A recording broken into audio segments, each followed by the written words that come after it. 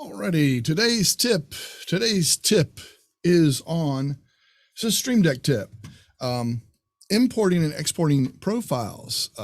One of our members could not find this, and we helped this member find it. So I wanted to show you guys because maybe you had the same issue. And they don't make it really easy, so let's just kind of make this easy with a tip. So here we go. I'm going to screen share my screen. You should be seeing my Stream Deck app. Okay. All right.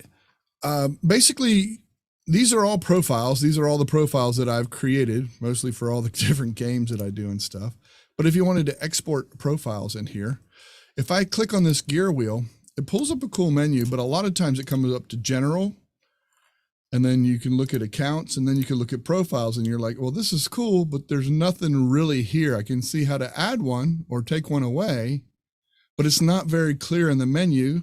There is a caret or a down arrow that you can hit, and that's where you find it. Import a profile or export a profile. That is how you do this. And like I said, they don't make it very obvious to find that. So I wanted to make sure that everyone knew how to do that. So let me go back. I'm back at the Stream Deck software. I click on the gear wheel up here next to this little keyboard looking thing. And I want to go not to the general tab, not to the accounts, but to the profiles tab. There's little tabs at the top.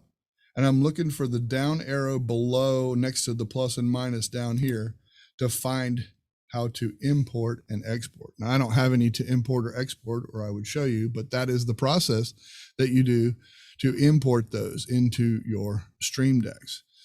One thing is interesting. So if you wanted to do that, I have two.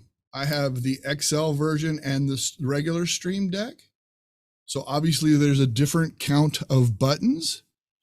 So I would have to determine which one I want to input and where I want to input. Someone asked when we were going over this the other day, hey, listen, if I have a 15 button Stream Deck, what would happen if I import a, an XL version of that? And I don't know the answer, but I might do some testing and check that out and see if that's it. See if that's the case. And there might be some help somewhere. But I always, that's a good point. Mike brings up a good point to export frequently, just in case your computer crashes or you lose something or whatever, then you have a version of that. I think that's a great point. That's the tip for today. Feel free to, I see Jolyn, you have your hand raised. Feel free to.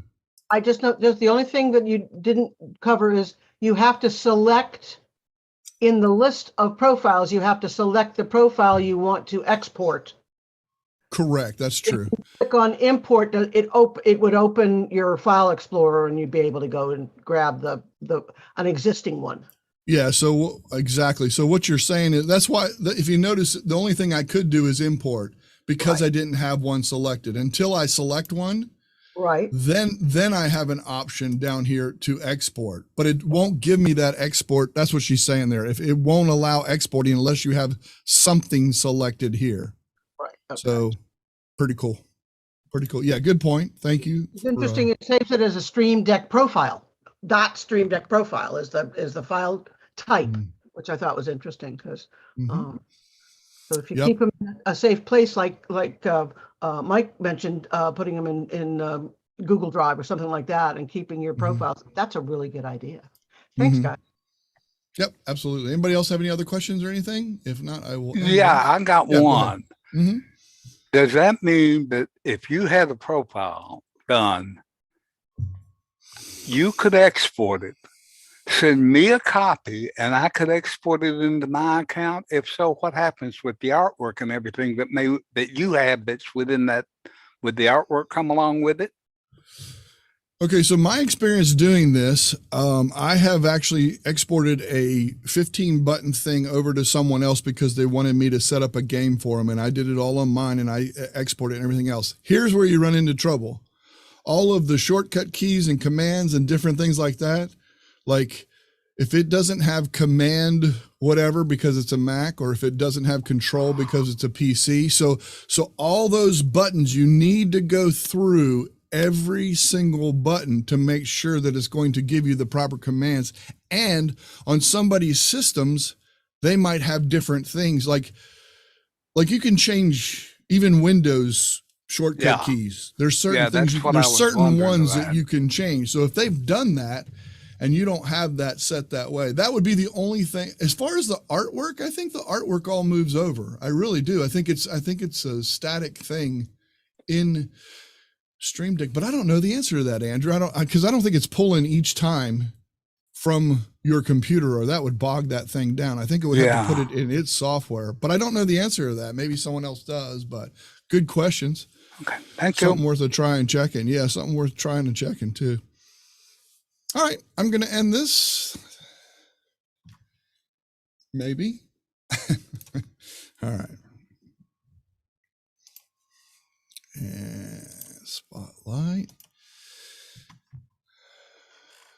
Okay, that's it. That's it for this evening on the Daily Tip. Hey, listen, the members and I are going to continue conversation. If you're watching this in replay, ask any questions in the comments, and I will get them answered. If you are interested in becoming a Tinkering with Tech private member and join us in the next conversation, please visit tinkeringwithtech.net. We also have merch there. That was for Ron Brown.